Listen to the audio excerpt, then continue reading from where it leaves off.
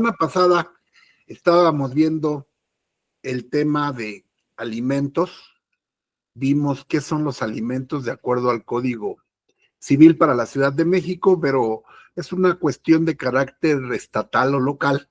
Sin embargo, pues todos los códigos civiles están enderezados en un mismo sentido, aunque hay algunas entidades de la República que tienen su propio código familiar, pero entró en vigor el Código Nacional de Procedimientos Civiles y Familiares, que también establece algunas cuestiones sobre alimentos.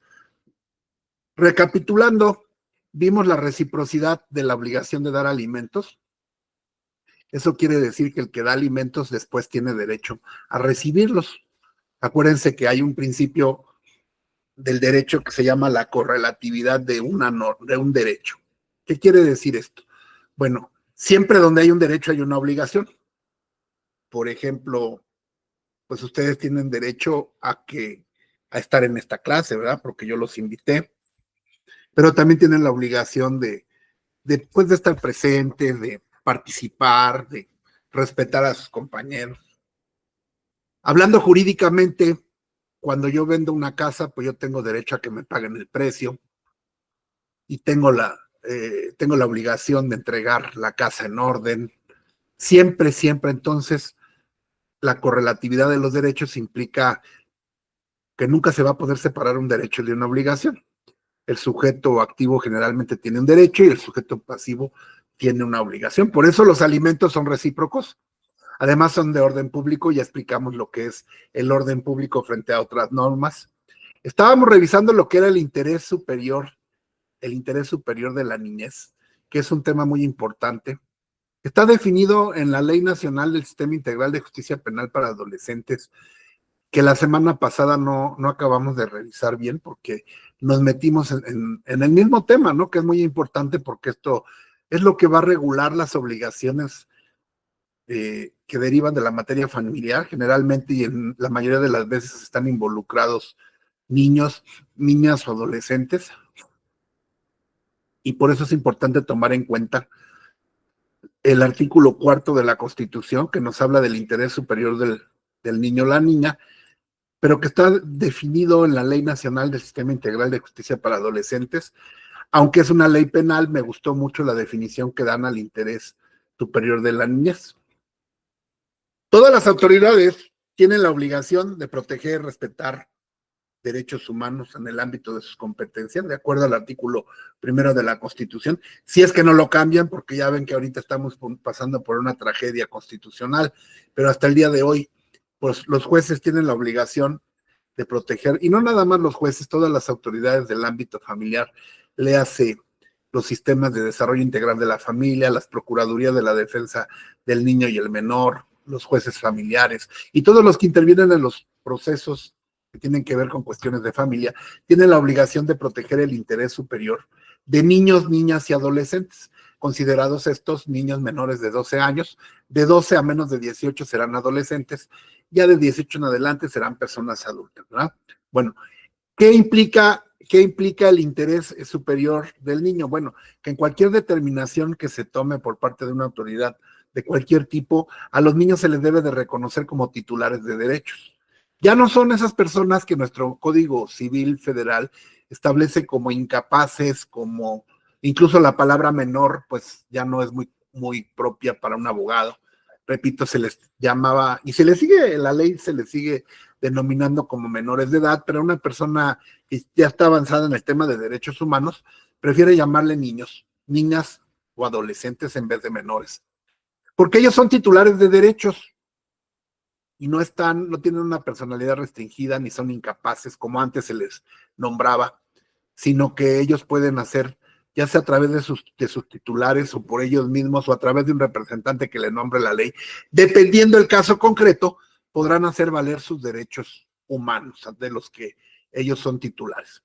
Por eso tienen derecho a opinar. Siempre es importante tomar la opinión de un niño o una niña adolescente, escucharla, pero no nada más para escucharla, sino para tomarla en cuenta, porque es importante cuando ya tienen cierta edad.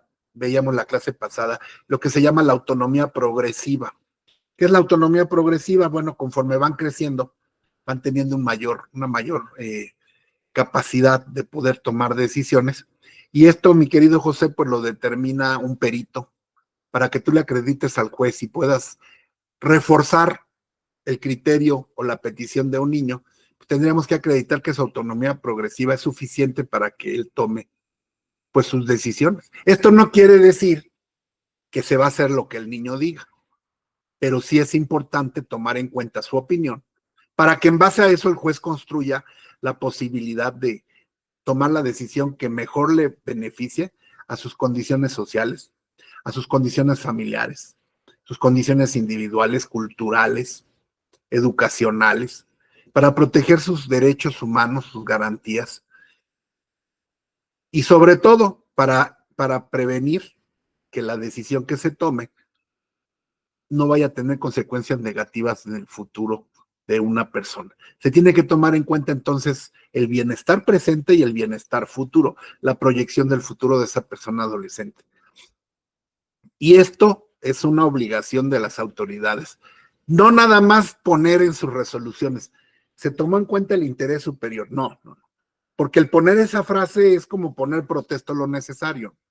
No me dice nada porque puedo estar protestando, pero no estar diciendo la verdad. La ley es muy clara, la Constitución y todas las leyes, que cuando se dicta una sentencia o una determinación que afecta a un adolescente o a un niño, la autoridad debe de fundar y motivar correctamente por qué tomó esa decisión y que puede coincidir o no con la voluntad del niño, pero si no coincide tendrá que explicar en todos los casos, con toda precisión, cómo es que tomó en cuenta la voluntad del niño. Vamos a poner un ejemplo, vamos a la práctica. Solamente voy a utilizar este asunto, déjenme ver dónde estoy, vamos a compartir pantalla. Segundito. Energía estar.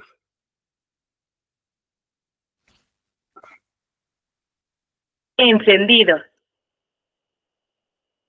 En este video se está hablando. El dispositivo Bluetooth se ha conectado exitosamente.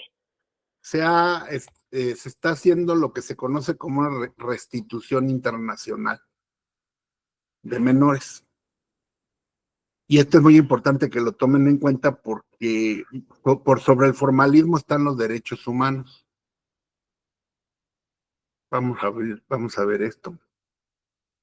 Bueno, planteo primero el asunto en lo que está un poco lenta la máquina, ya abrió. Pero mientras voy a plantearles cómo está el tema para que aprendamos a ver cómo opera en la práctica el interés superior del niño o la niña. Déjenme abrir la pizarra. No quería yo batallar con este pizarrón, pero ni modo. Es que es un problema abrirlo, pero hace mucha falta. Siempre para las licenciaturas es indispensable el pizarrón. Déjenme ver, aquí hay uno. Aquí está.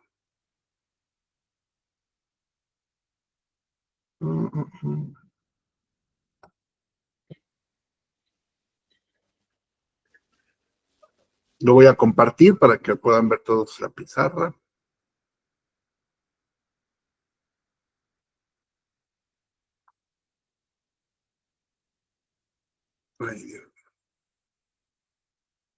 Yo aquí que ya está. Ya lo están viendo, ¿verdad? Vamos a borrarlos. Estaba yo haciendo pruebas porque dije, a lo mejor soy yo el que no lo sabe usar, ¿no? No creo que sea tan difícil. Y no, sí, está bien difícil. ¿Quién sabe a quién se le ocurrió inventar esto? El que tenía antes la aplicación, que es el Meet, era bien sencillo. Después se complicó mucho. Bueno, vamos a utilizar ahora este punto y cerramos aquí. Miren, este caso está más o menos así para que tengamos una idea. En Estados Unidos se encuentra el papá de este niño. Él entabla una demanda en contra de la mamá. La mamá se encuentra, es una niña, según lo que se puede ver ahí en el video. La mamá se encuentra en México, que esto es muy común actualmente, que la globalización, ¿verdad? Que el papá se va para allá o que es de allá.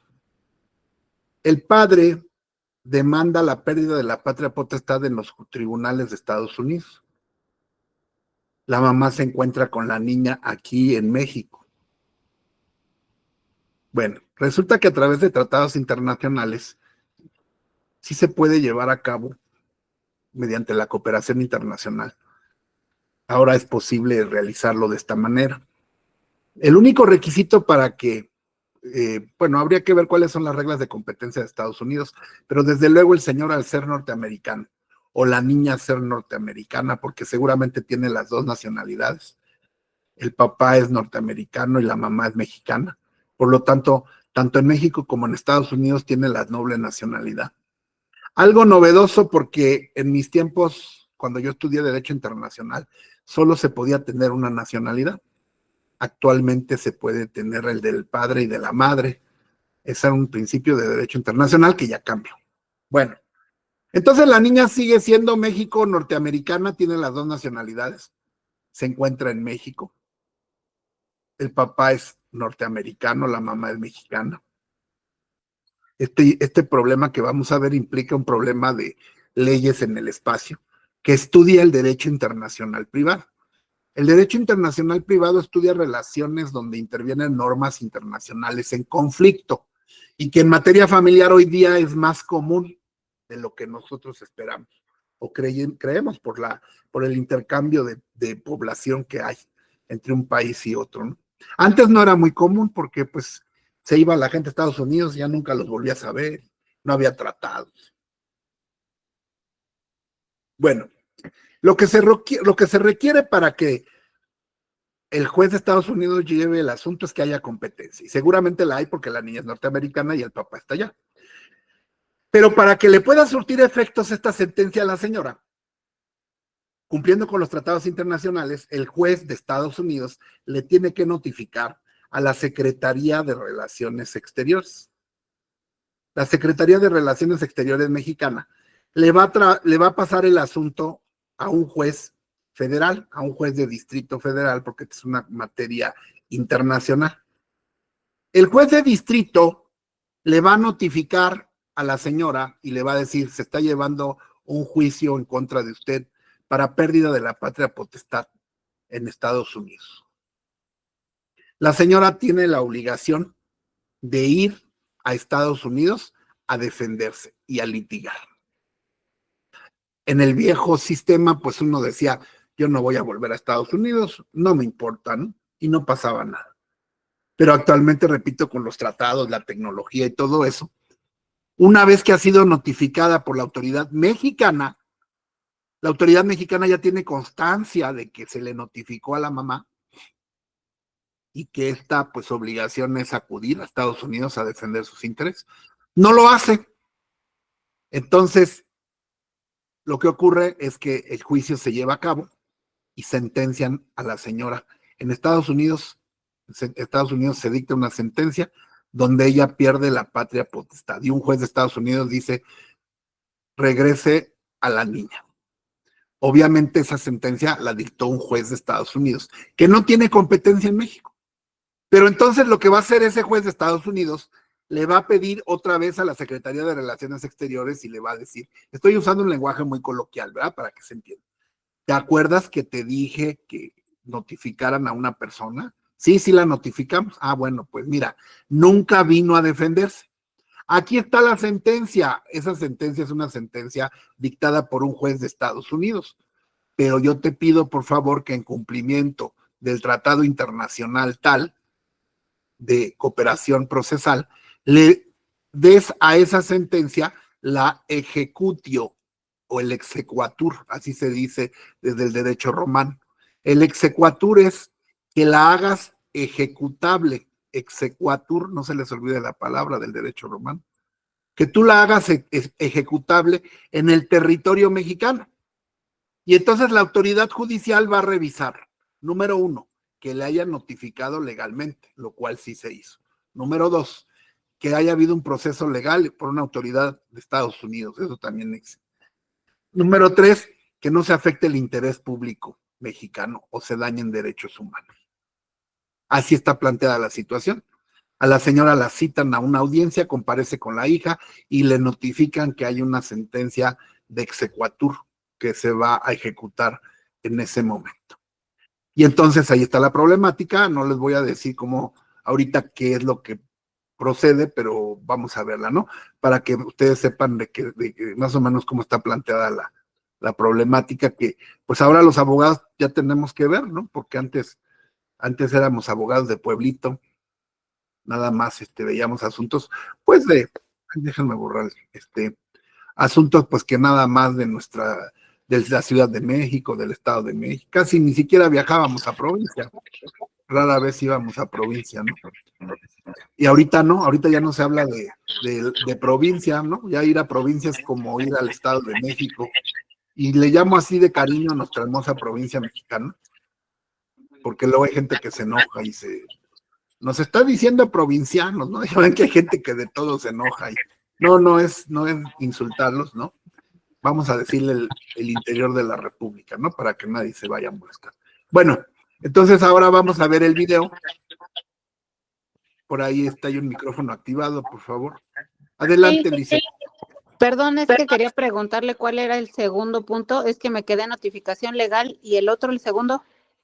Sí, que se hizo una notificación que Estados Unidos le pidió a México, como si fuera un exhorto, pero un exhorto internacional, una carta rogatoria. Bueno, Que a través de los jueces mexicanos le notificaran a la señora para que hubiera la certeza que ella está avisada. Entonces ella ya está avisada. Entonces, segundo, que se llevó un juicio con una autoridad judicial familiar en Estados Unidos. Ok, gracias. ¿Sí? Y tercer punto, que se dicta una sentencia que está condenando a esa prestación. Y bueno, dentro de ese tercer punto, que esa sentencia no contraviene normas de orden público en México. Por ejemplo, si en ese país, es un ejemplo nada más ficticio, si en ese país los niños no tuvieran derechos humanos y pudieran ser sujetos de esclavitud o de matrimonio infantil, como ocurre en algunos países de Medio Oriente, eso es contrario a las normas mexicanas. Y entonces el Estado mexicano no le otorgaría el exequatur. ¿Por qué? Porque a esa persona que está en México, independientemente de su nacionalidad, aunque la niña fuera china, porque acuérdense que el artículo primero dice, todas las personas gozarán de los derechos humanos, y donde el derecho no distingue, no se debe distinguir, porque no dice todos los mexicanos, ¿verdad? Dice todas las personas, e incluso prohíbe la discriminación de cualquier tipo, por raza, por nacionalidad, por edad. Entonces el juez mexicano va a revisar que esa sentencia no vaya a perjudicar intereses superiores del niño, porque en el país de donde proviene no se haya cumplido o haya algunas disposiciones que le puedan afectar. También va a revisar que el proceso se haya llevado conforme a derecho, ¿no? Que la señora efectivamente no haya acudido, que no se haya defendido, en fin, porque uno de los requisitos para que una sentencia extranjera sea ejecutable en México es que haya cumplido o que no se contravenga con ninguna norma de orden público mexicano. Porque si es así, entonces no, y menos estando involucrados derechos de niños, niñas y adolescentes. Entonces ustedes van a resolver esta situación porque vamos a ver la audiencia es una fracción de segundos, unos minutos donde está esta audiencia, de la audiencia de restitución donde se da esta problemática, a la mamá no le avisan, simplemente la citan a una audiencia, ella se presenta con la niña y pasa esto que vamos a ver ahorita.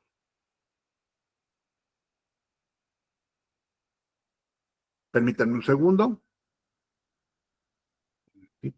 Audiencia preliminar. Uy, uy, uy. Según yo ya la había apartado, fíjense, ¿no?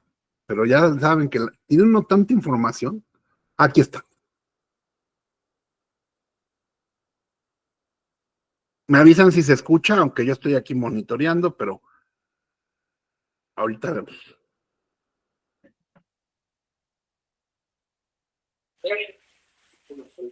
Señora madre, la botella acto de entrega de cumplimiento.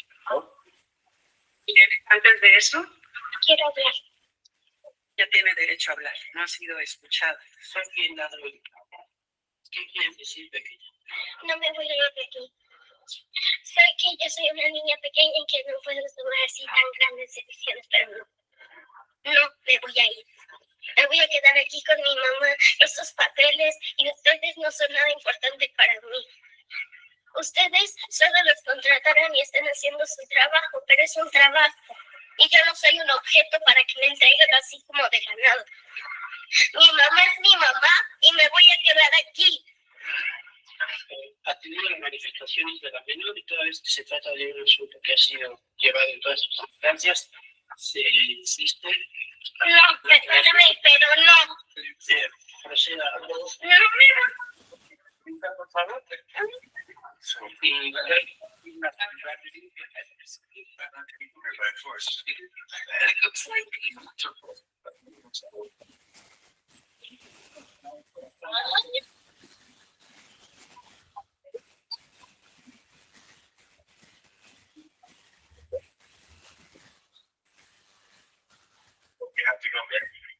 Bueno, sí se escuchó, ¿verdad? Pues es de las cosas más duras que nos toca vivir como abogados que nos dedicamos a la materia familiar. Eso es lo más duro que puede haber cuando, bueno, se dice vulgarmente cuando te quitan a un niño, ¿eh? O a una niña. Y eso ocurre, llega a ocurrir. Muchas veces las audiencias te dan el madruguete, como aquí ocurrió. Bueno, yo les pregunto sus puntos de vista a quien quiera participar. Así como les planteé el asunto, ¿qué procedería? ¿Es correcto lo que dijo el juez?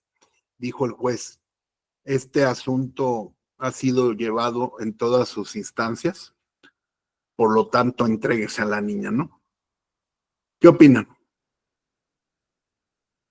Y se la entrega, le vale gorro, ¿verdad?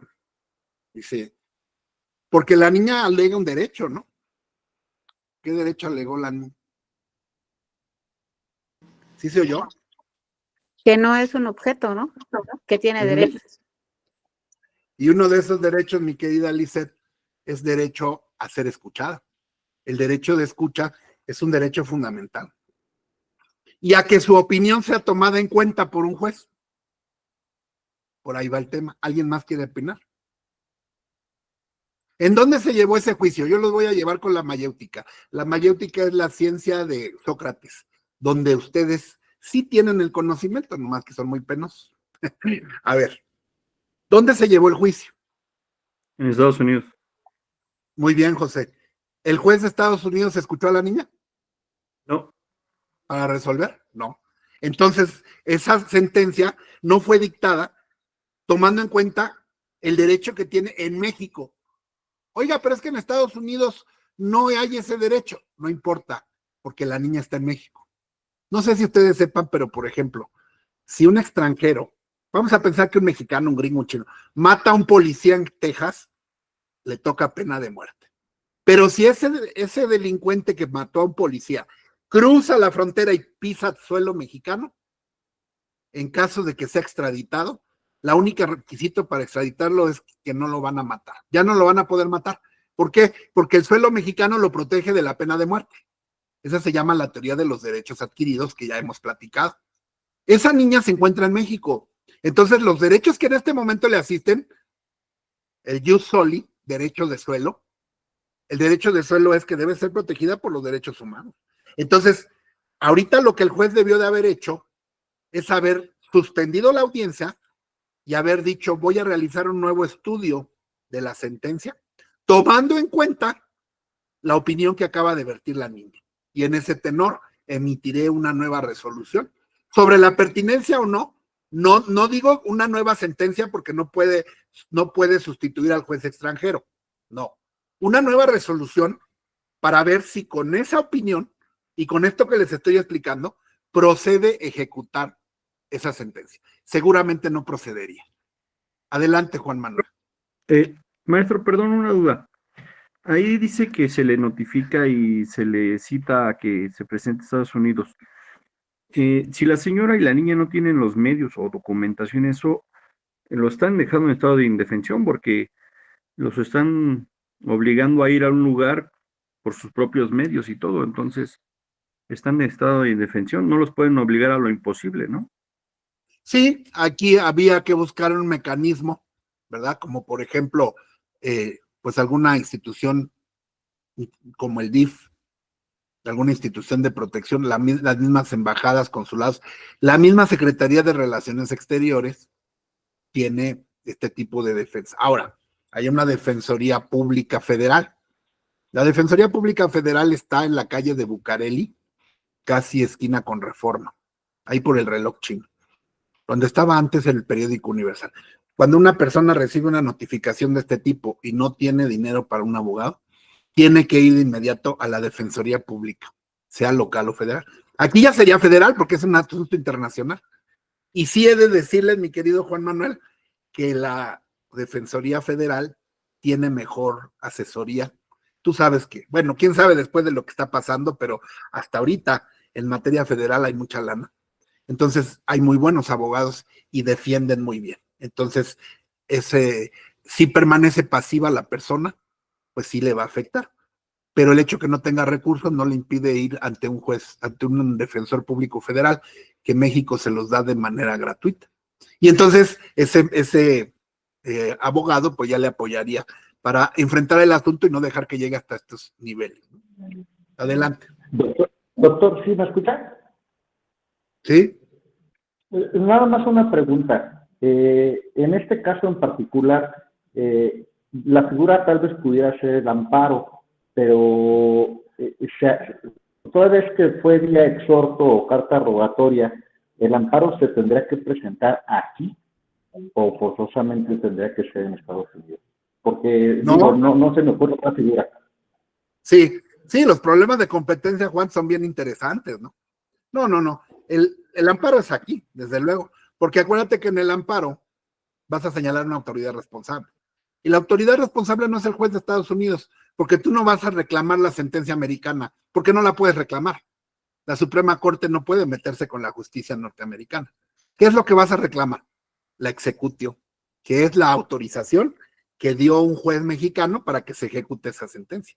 Y entonces el juez de amparo, el juez de distrito de amparo, va a revisar si esa sentencia no viola derechos humanos.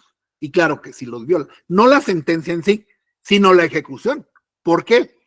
Porque esa sentencia no fue dictada conforme al derecho de escucha que tiene el menor, que no fue escuchado para que se dictara esa resolución.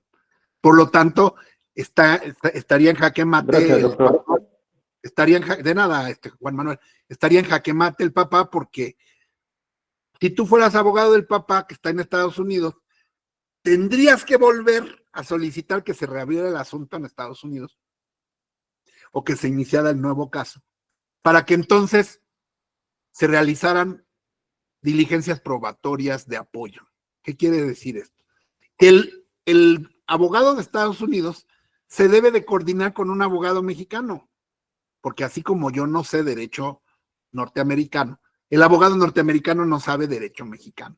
Por eso cuando se lleva un asunto así, un gringo no puede venir a litigar a México, no lo dejan.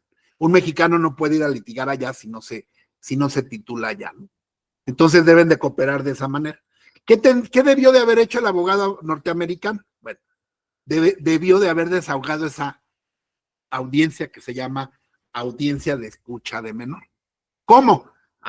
Pidiéndole al juez de Estados Unidos que pidiera, antes de la sentencia, volviera a girar otro exhorto, además la mamá ya está localizada, ¿sí?, para que una autoridad judicial mexicana llevara a cabo la audiencia de escucha de menor. Y que entonces ese desahogo que se llama Cooperación Internacional para Desahogo de Pruebas, y que la podemos encontrar en el Código Nacional de Procedimientos Civiles y Familiares, en la parte final. Se los voy a mostrar. Esto en los códigos de procedimientos donde yo estudié, no existía nada de esto. Esto porque no era común. Hoy día, el Código Nacional de Procedimientos Civiles y Familiares, que voy a poner en pantalla, ya contiene todo un capítulo que habla de la justicia, de este tipo de justicia, la justicia internacional. Miren, es el título, libro 10, procesos de carácter internacional. Estoy hablando de una ley mexicana el Código Civil, el Código de Procedimientos Civiles y Familiares. Aquí, mi querido, te agradezco tu interés porque gracias a sus preguntas, el abogado tiene más experiencia. Aquí tenemos jovencitos que están empezando, como Gaby, ¿verdad? Que es su primer año, su segundo año. Y también tenemos maestros como José, como tú, doctores en Derecho, que les agradezco su presencia y que nos enriquecen con sus preguntas, ¿verdad?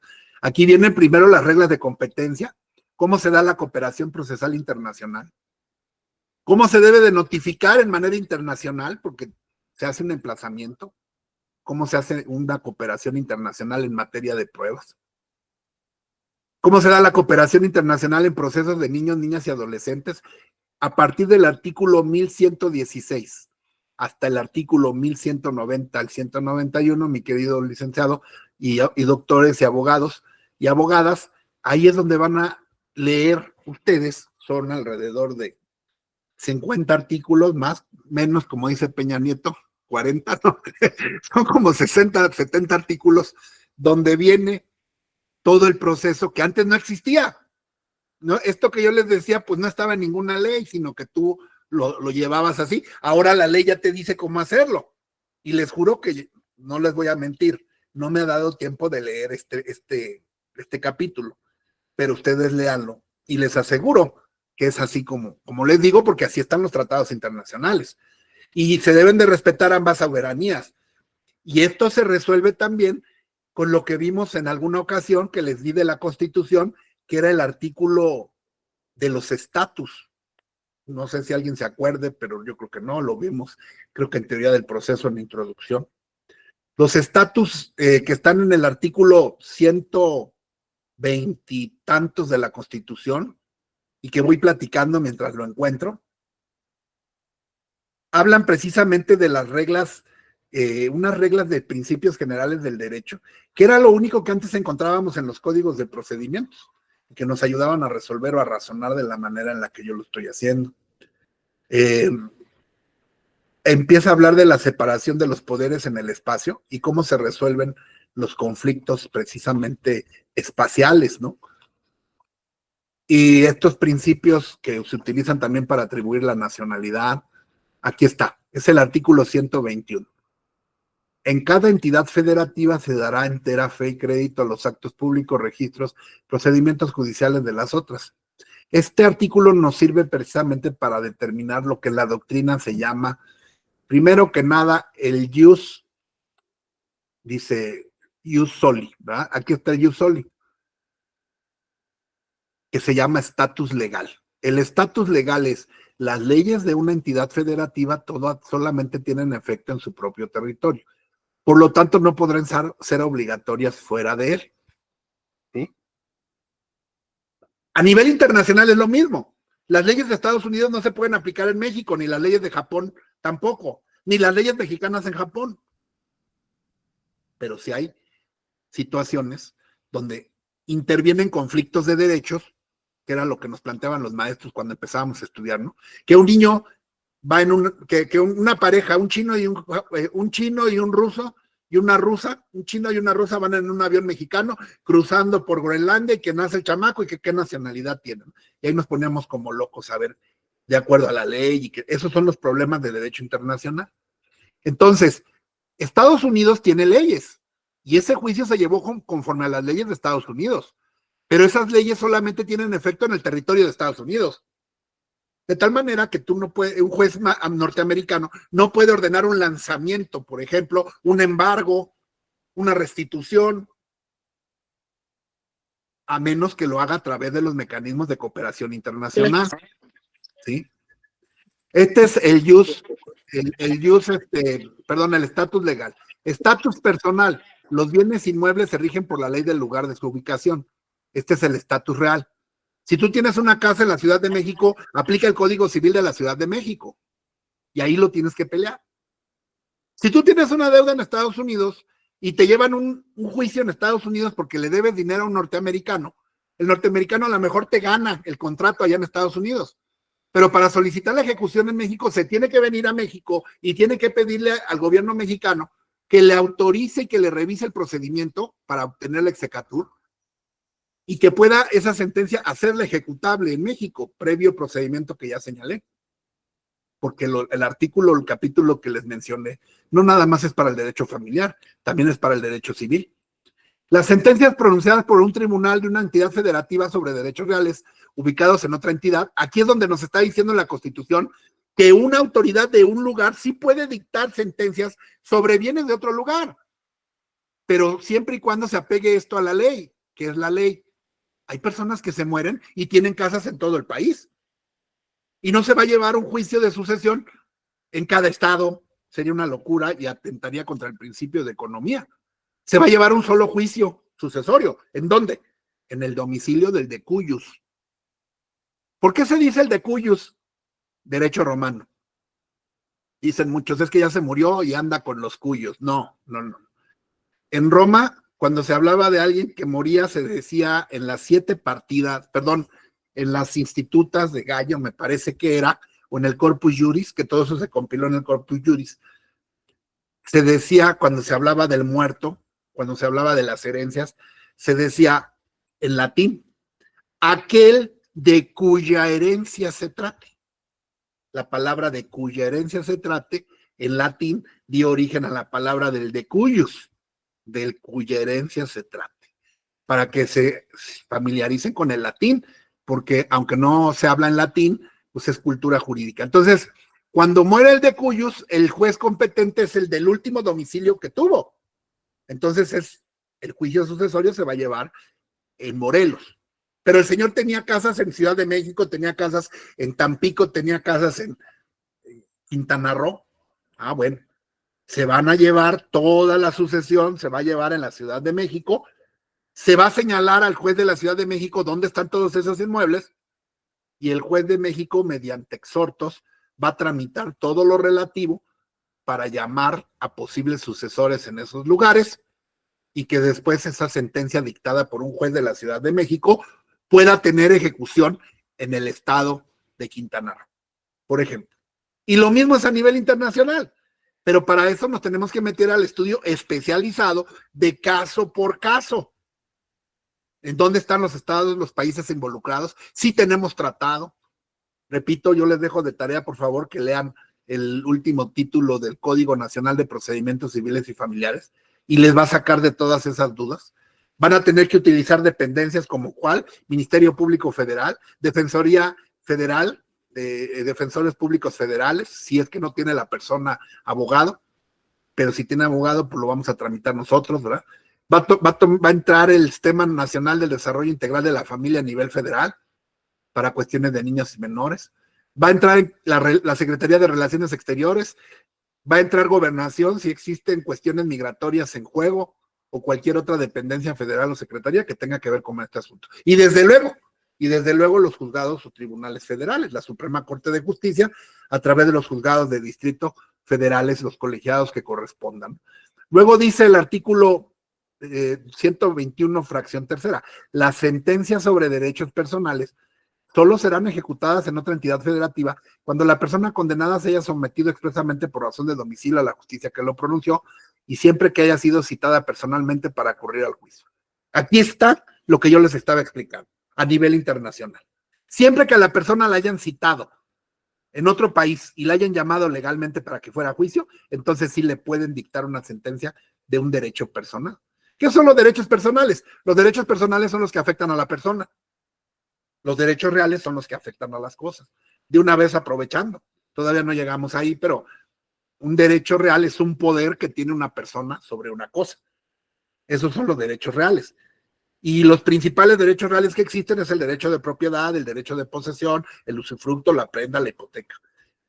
Yo sobre mi casa no tengo una relación jurídica, tengo un poder que me da la ley para poder obtener de esa casa todo el provecho que pueda producir, incluso venderla, regalarla. Ese es un derecho real. Así se llamaban en Roma los derechos reales, que son el principal es la propiedad es un derecho real. Pero, por ejemplo, yo con Gabriela no tengo un derecho real sobre Gabriela. Tengo un derecho personal y ella también sobre de mí porque somos, el derecho rige nuestras personas. Yo soy su papá y ella es mi hija. Los derechos personales son, por ejemplo, los contratos de prestación de servicios. Si ustedes me estuvieran pagando por este contrato, pues sería un contrato oneroso, donde yo tendría la obligación de darles educación, ¿verdad? En los términos planteados. Pero también es un contrato gratuito que yo les oferté. Entonces, esto que estoy haciendo es un derecho personal. Bueno, entonces dice aquí que para ejecutar derechos personales, dentro de los cuales entra todo el tema de patria potestad, filiación, paternidad, se requiere que primero hayan citado a la persona a juicio en el lugar donde se está llevando el juicio. Y si la persona ya no fue, pues es a su propio riesgo y costa, ¿no? Los actos del Estado civil surten en otras entidades federativas. Si yo soy casado aquí en China. Si me voy a China, sigue siendo papá de Gaby. Si Gaby se va a Rusia, sigue siendo mi hija, ¿no? ¿Cuáles son los atributos de la persona? Nombre, domicilio, patrimonio, estado civil. Todo eso está inherente a ti. Si tú te vas a otro país o a otra entidad, sigues siendo la misma persona, sigues teniendo la misma nacionalidad, tu estado civil no cambia, porque eso te persigue. El estatus personal te persigue a donde vayas. Y este es el estatus formal. Los títulos profesionales, y yo le agregaría, y los contratos celebrados en alguna entidad federativa tendrán efectos siempre y cuando se hayan celebrado conforme a las leyes del lugar donde se llevan a cabo. Esto lo van a encontrar también en los códigos civiles de las entidades. En muchas entidades federativas, el Código Civil establece la famosa teoría de los estatus legales, que nos ayuda a resolver estos conflictos, pero sobre todo ahora ya tenemos una norma que antes no existía, que es el Código Nacional de Procedimientos Civiles y Familiares, a partir del artículo 11.116, al cual voy rápidamente para que ustedes vean que ahí está la solución, y nada más requiere de que ustedes lo lean. ¿Por qué no lo hago ahorita? Pues porque no estamos en procesal, ¿verdad? Tenemos que llevar un orden o un método, porque si no romperíamos la lógica de la enseñanza, ¿no? Yo me iría a cosas ya muy técnicas y nuestros jovencitos que están aquí, pues no entenderían, pero pues también estamos privilegiando a los compañeros que van más avanzados para que sea provechoso para todos la clase, y a los jovencitos, claro que se les va a quedar mucho de esto, ¿no? Es el capítulo 5, ¿no? Ejecución de sentencias y resoluciones de las entidades federativas, ese es uno. Procesos de carácter internacional. Los procesos de carácter internacional se rigen por las disposiciones de este código y las leyes aplicables, salvo lo dispuesto en los tratados y convenciones. O sea, se toma en cuenta tratados, código nacional y todas las leyes aplicables. ¿Quién es la autoridad jurisdiccional para conocer de los asuntos? La del domicilio del demandado, en casos de declaración de ausencia, restitución de niños. Aquí nos está diciendo cuáles son los jueces, cuáles son las reglas para las herencias internacionales, porque también puede ser que la persona tenga bienes en otro país. Habrá que irse a otro país a llevar la sucesión. Ahí habría que revisarlo aquí, ¿verdad? Y también en el país de donde se encuentran esos bienes. Pero también habrá personas que mueran en otro país y tengan bienes en México. Aquí está el tema de adopción que vamos a ver hoy. Adopción internacional, ¿qué reglas se deben de seguir? Más adelante vienen las cuestiones probatorias, ¿no? Cooperación internacional, ¿no? Según lo establecido en los tratados, México debe de cooperar de acuerdo a los tratados internacionales, pues dando cumplimiento a sentencias, notificaciones y actos procesales que a partir del artículo 1131 se vienen explicados. Aquí viene explicado cómo se notifica, cómo se emplaza, todo lo que yo les venía platicando, ¿verdad? Pero que es un poquito de derecho más avanzado. Diligencias probatorias en otro país. ¿Qué quiere decir esto? Que aunque yo esté llevando un juicio aquí en México, le puedo pedir a un juez mexicano que gire oficio o carta rogatoria a Colombia, porque la persona demandada se encuentra en Colombia, está escondido allá, no quiere salir. O a lo mejor hay un testigo en Colombia, o está la niña que voy a pelear, está en Colombia, para que el juez colombiano desahogue la escucha de menores. Y entonces el juez mexicano pueda tomar en cuenta eso para dictar sentencia. Y cuando yo mande la sentencia a Colombia, en Colombia no me vayan a decir es que no escucharon a la menor. Claro que sí, sí se escuchó. Se llevó a cabo en una cooperación internacional con ustedes. Es más, ustedes mismos la llevaron a cabo. Aquí hay muchas diligencias probatorias que se le pueden pedir a otro país. Desahogo de testigos, confesionales, exhibición de documentos, documentales. Ahorita por ahí hay un asunto que estaba yo viendo en mi canal de YouTube donde hay un deudor alimentario que alega que él no es el papá del niño y que el niño tiene papá en Colombia, ¿no? Entonces se giraron exhortos a Colombia, cartas rogatorias, para que la autoridad colombiana investigue en sus registros civiles, en su seguridad social, a ver si ese niño aparece registrado con el nombre de otro papá. Pero eso lo tiene que hacer a través de Secretaría de Relaciones Exteriores, a través del exhorto internacional que se llama carta rogatoria, que tiene un costo, que tiene un trámite que dura muchos meses, pero que ahora ya se puede realizar. Y entonces la autoridad colombiana le remite a la mexicana por vía diplomática un informe y le dice, no, pues aquí no aparece ningún papá, o sí aparece un papá, ¿no? Esta es la cooperación. Ahora, tratándose de niños y niñas y adolescentes, aquí están las reglas específicas, ¿no? Y dentro de esas reglas ustedes encontrarán que está el derecho de escucha de la niña. Además, entonces aquí el juez, en el video que acabamos de ver, actuó incorrectamente. ¿Por qué? Porque tomando en cuenta que aunque el asunto se haya llevado en Estados Unidos y aunque le hayan notificado a la señora, lo que no se llevó a cabo precisamente, pues fue la escucha de la niña o del adolescente, y eso anula la ejecución.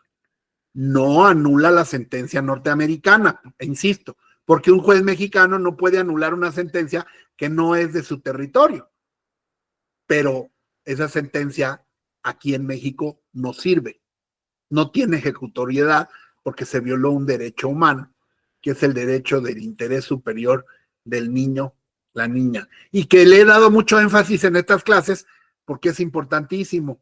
Miren, por ahí les encontré algo el día de hoy precisamente para ustedes. Acta, guardia, no raptada. No. Se supone que ya lo había yo bajado, fíjense, igual, ¿no? Toda la mañana estuve en eso. Adopción preliminar, niño invitas, compañero, régimen de visitas, permítanme. Juzgado, adolescentes, adopción. Por ahí tenía, bajé un criterio de la Corte precisamente que habla de este interés superior.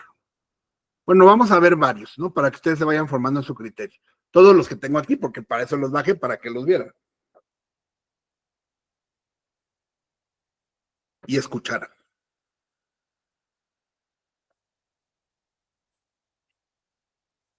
El Pleno de la Cámara de la Suprema Corte de Justicia de la Nación resolvió que estados y municipios no pueden cobrar por la expedición de la primera acta de nacimiento y el registro de una persona.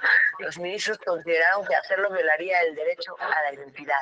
Revelaron que el artículo 4 constitucional establece la gratuidad del trámite sin que haya un plazo para realizarlo.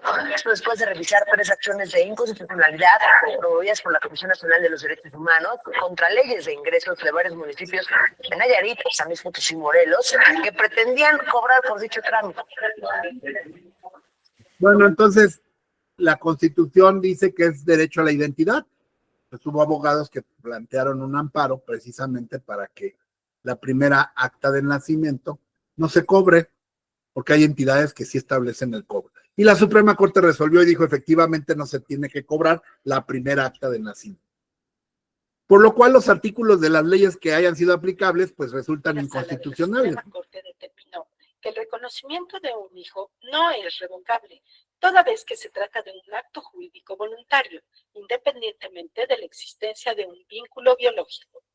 El reconocimiento de la paternidad es irrevocable, para evitar que quede a la elección o capricho del padre cumplir con el compromiso adquirido jurídicamente con la menor. Esta sentencia se dio para proteger a una menor de edad que se vio involucrada en un juicio de desconocimiento de paternidad. El padre de la niña, a sabiendas que no era su hija biológica, la reconoció ante el registro civil. Sin embargo, meses después se arrepintió y quiso desconocerla. Los ministros de la primera sala le negaron el amparo al padre. Esta sentencia protege el interés superior del menor a fin de que no se afecten sus derechos. En el viejo sistema donde yo estudié, pues lo único que regía la paternidad era la sangre. Y si no era parientes consanguíneos, simplemente no había derecho. Actualmente no. Como ven aquí, el tipo la reconoce como niña, como su hija, la legitima. Ahorita vamos a ver esos procesos. y después la quiere desconocer porque se pelea con la mamá y la Suprema Corte le dijo no, tú la reconociste y ya no te puedes echar para atrás, entonces vas a tener que seguir cumpliendo con todas las obligaciones de padre, aunque no seas el padre biológico, porque aquí no nos interesa lo que tú pienses, sino el interés de la niña es superior sobre tu interés. Nadie te engañó, nadie te dijo que era tu hija y no era, tú lo aceptaste, entonces, pues ese es tu castigo, ¿verdad? Pero está basado en derechos humanos. Aquí está lo que les iba a mostrar. Esta es la audiencia de escucha que no se celebró en el asunto que estábamos viendo y que ya está resuelto desde muchos años cómo debe de llevarse a cabo. Ya existen instrucciones precisas que los jueces deben observar cuando un menor vaya a declarar en medio de un proceso donde se define la guarda y custodia, o bien el régimen de visitas con alguno de los padres. Son reglas que giró la Suprema Corte de Justicia a través de su primera sala y que serán ponderadas a partir de la edad, madurez y estado emocional del pequeño. Se pretende que los niños no lleguen a ser un objeto de negociación entre los padres, sino que todo lo contrario, se les proteja. Un día previo, el juez con lenguaje comprensivo le explicará al niño que asistirá a una cita y cuáles son los motivos. La persona de confianza que lo acompañe no podrá intervenir en la diligencia. Durante la audiencia es obligatoria la presencia de un psicólogo infantil o personal especializado que calificará las preguntas con anticipación. Por ejemplo, puede haber niños que sean muy pequeñitos y la interacción con ellos sería a través de un psicólogo, de una psicóloga, donde a partir de ciertas técnicas que pueden ser desde una técnica de juego u otro tipo de terapias, el juez pueda advertir en qué entorno el niño se siente más a gusto. El juez está obligado a responder todos los cuestionamientos del niño. El diálogo con él debe ser amable, para que sienta libertad de expresar lo que quiera y sin temor a ser castigado. También se le dirá que no hay respuestas correctas o incorrectas.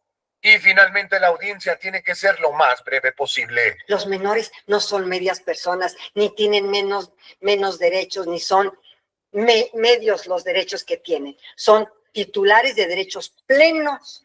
Estas reglas serán aplicadas en el amparo que la Corte le otorgó a una madre que se oponía que su hijo menor de edad fuera citada a declarar porque el juez se limitó a informarles que el pequeño sería escuchado sin ninguna medida que facilitara el testimonio, ignorando con ello el interés superior del niño. Salvador Macera, Azteca Noticias. Hay jueces viejos, todavía hay jueces viejos que no tienen esa formación de derechos humanos, estas sentencias desde el 2013, y dio origen a los protocolos que les he dicho, y que seguramente ustedes ya bajaron, ¿verdad? Cuando les dije, bájenlos, sí, ya dijo el maestro Lembo, corran a bajarlos, seguro ya todos bajaron. Este protocolo, bájenlo, por favor, es muy importante para la materia familiar. Ponemos protocolos, Suprema Corte de Justicia, y ahí ya viene plasmado lo que estábamos escuchando, que son manuales de actuación, infancia y adolescencia, aquí está. Nos lleva directo al protocolo que deben de observar los jueces, pero también deben de conocer los abogados para asuntos que involucran los derechos de niños, niñas y adolescentes. Es más, Lucero, ¿estás por ahí? Lucero, bueno, creo que no, ¿verdad? No, bueno, sí, alguien, aquí estoy, dígame. alguien que me acuerde en el chat, por favor. Si se me olvida, acuérdenme para subírselos por el chat, no sé si quepa, pero o me mandan un correo electrónico y les mando este.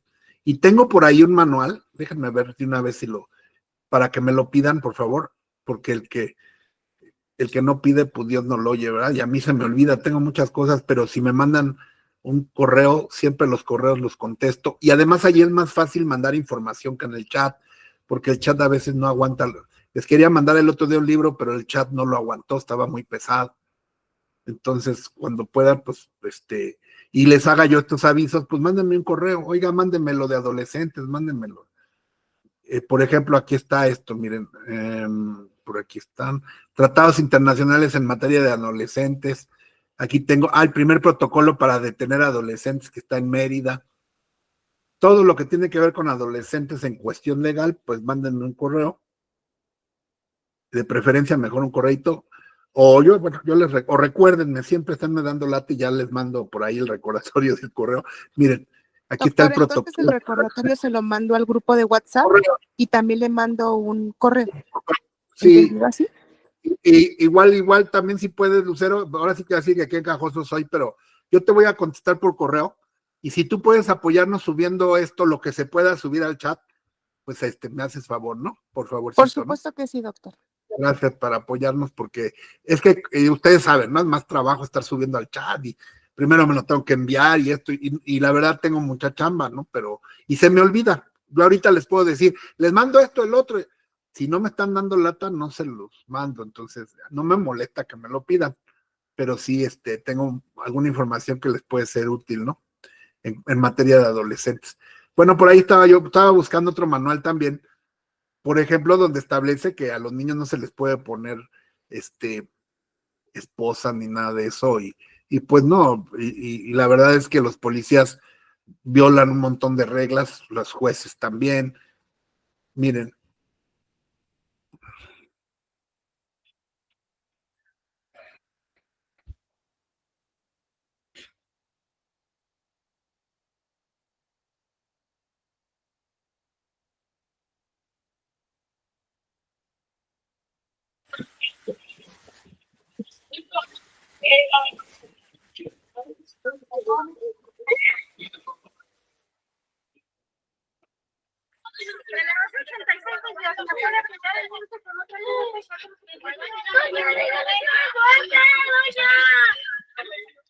El niño usted no tiene policía, señora. Ustedes quieren acompañar. Tengo que llevar al niño. ¿Cómo me lo llevo? Porque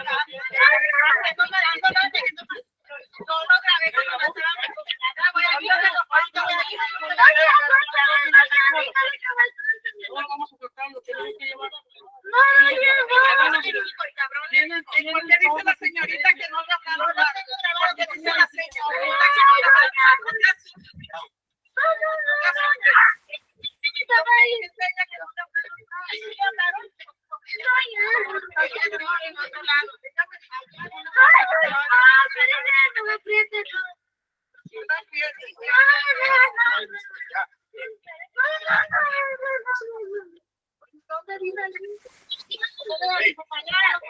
si le quiere decir, se le diga. Pero dejan con un niño de la casa que se mató a la... Hijo, tranquilízate. ¿Cómo se llama tu mamá? Bueno, como ustedes saben, todos los actos violatorios de derechos humanos son nulos.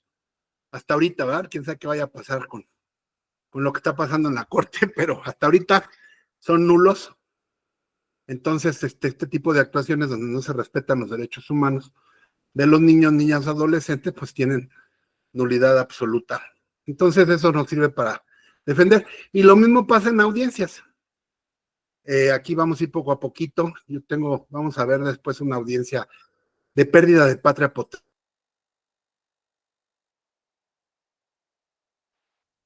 Permítanme tantito, me sacó la aplicación, me sacó de la computadora, ahorita les estoy hablando por la tablet, mientras vuelvo a...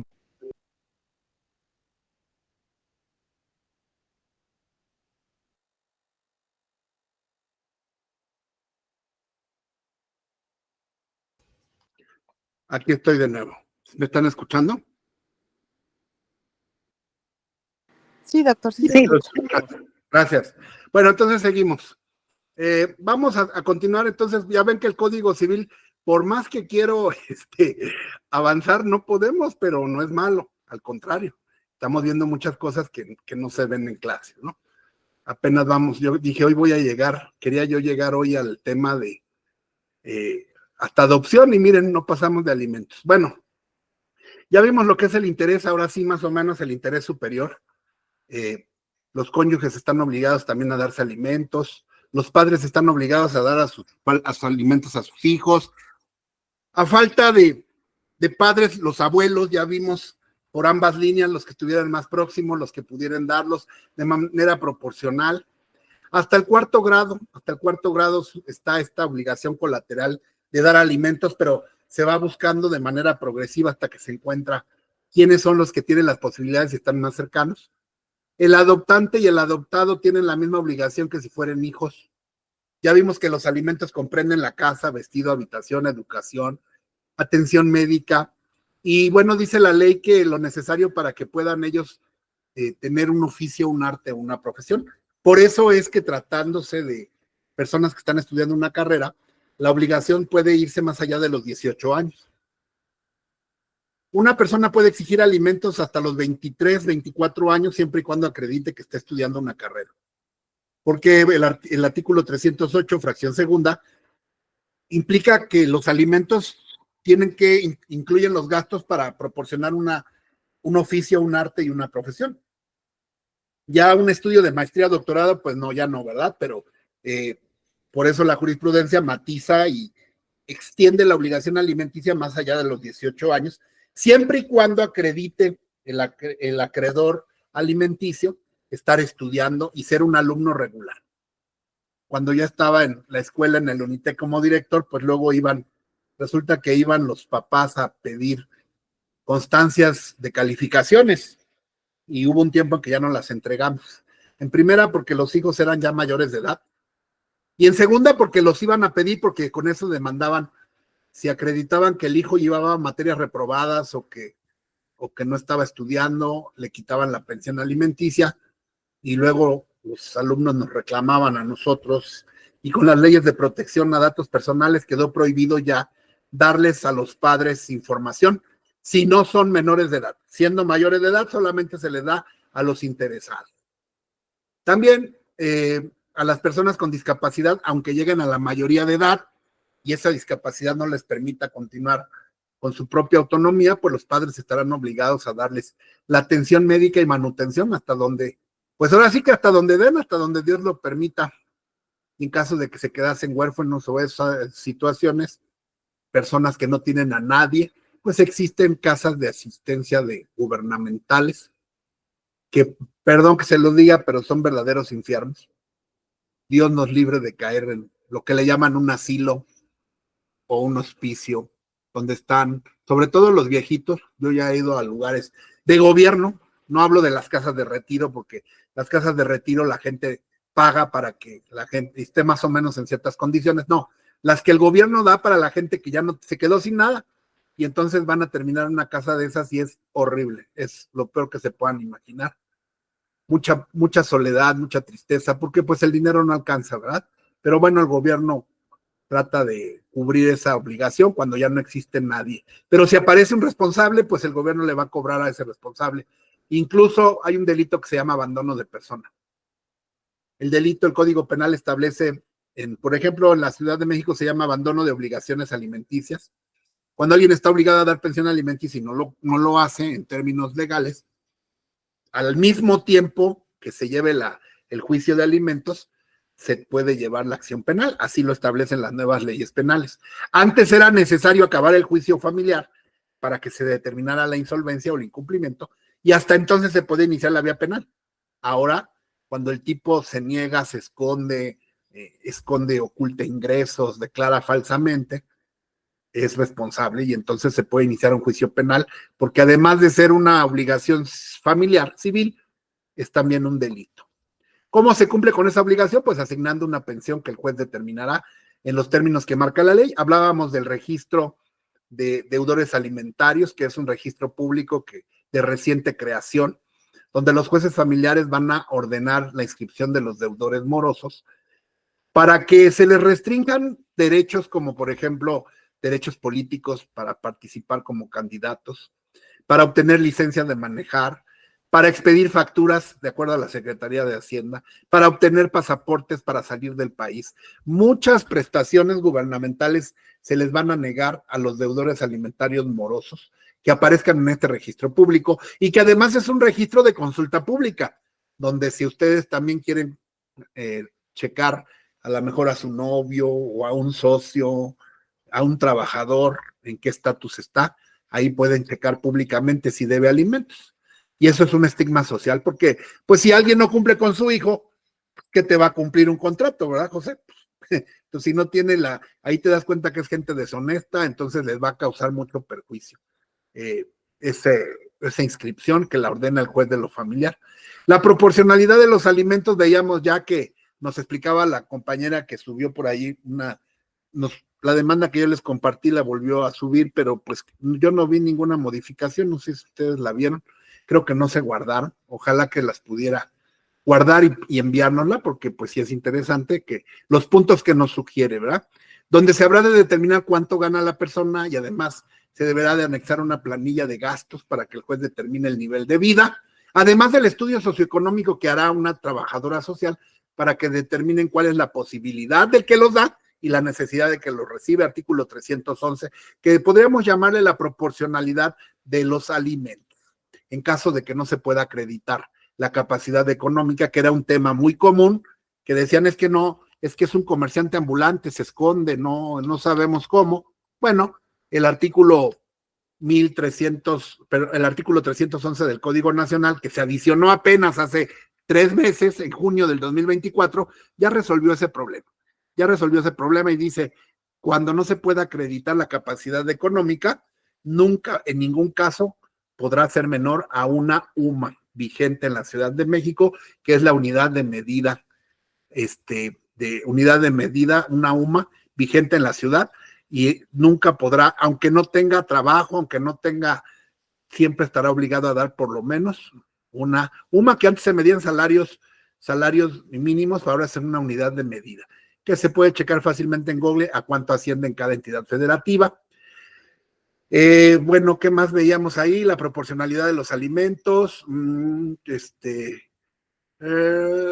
Dice, bueno, el artículo, ahí nos quedamos. El artículo 1314, ahora sí voy a poner en pantalla para ir revisando la ley.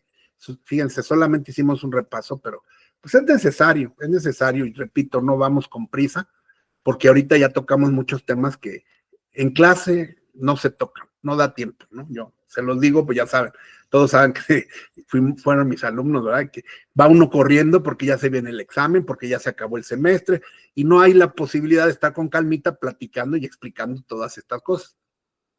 El artículo 1314 dice, la obligación de dar alimentos no comprende proveer de capital a los hijos para ejercer el oficio, arte o profesión, ¿verdad? O sea que yo ahorita tengo la obligación de darle a Gaby, todavía sigue vigente hasta que acabe su carrera, porque ella va regularmente, ¿no?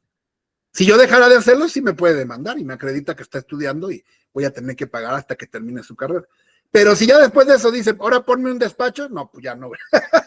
Ya no, porque aquí dice el artículo que esa obligación ya no comprende darles dinero para que ejerzan su oficio. Eso ya, yo ya te di la profesión, ahora pues es tu obligación. Claro que estoy hablando de lo legal, a nivel familiar, a nivel cariño, pues claro que un padre cuando quiere a sus hijos o puede, sobre todo cuando puede, pues claro que los ayuda a uno, ¿verdad? En lo que se pueda.